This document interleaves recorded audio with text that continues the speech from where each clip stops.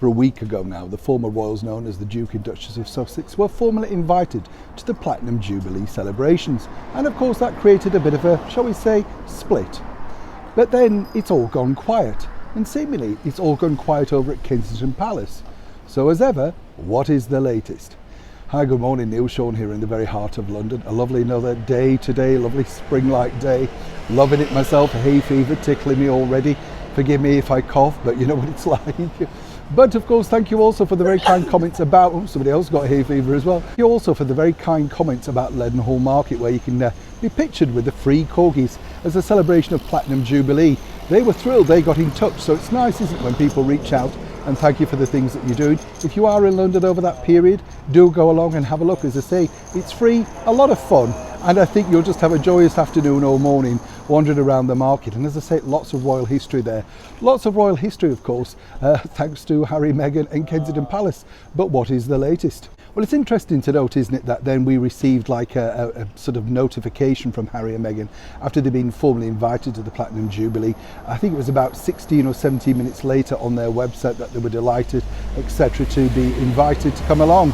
After all, you know, there were rumours that Prince Harry was going to be playing for polo all season and that they weren't quite sure about Meghan, etc.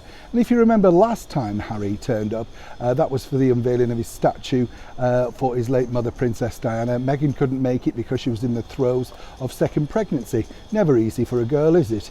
But of course, this time around, there's really no complications, and they also announced on their website that they would now be bringing their two children along, the very first time that Our Gracious Majesty the Queen would meet both of them together in person. Oh yes.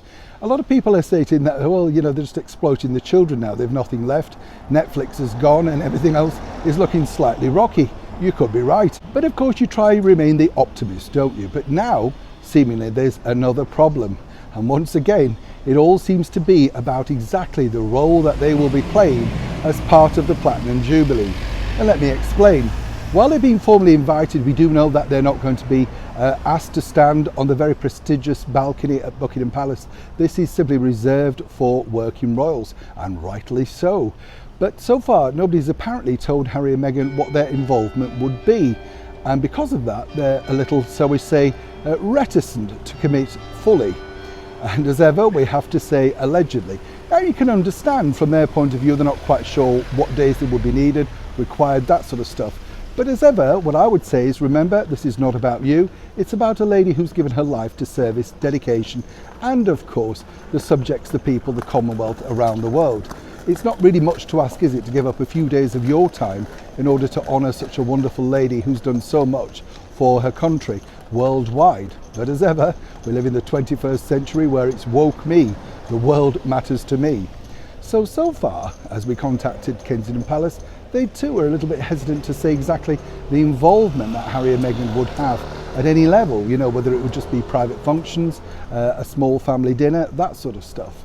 But as we know, and as ever, again, we have to say allegedly, both these two ex-royals really thrive, not survive, but thrive on the fact that they have publicity and the projects that they need to push forward, because that's really now their selling point, their deal, if you like.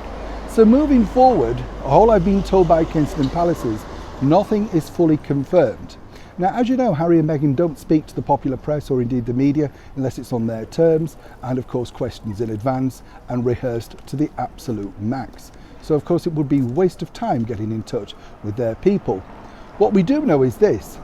According to a very good source, if it doesn't really appeal, then perhaps Prince Harry could remain playing polo during this very, very historic event to honour his grandmother.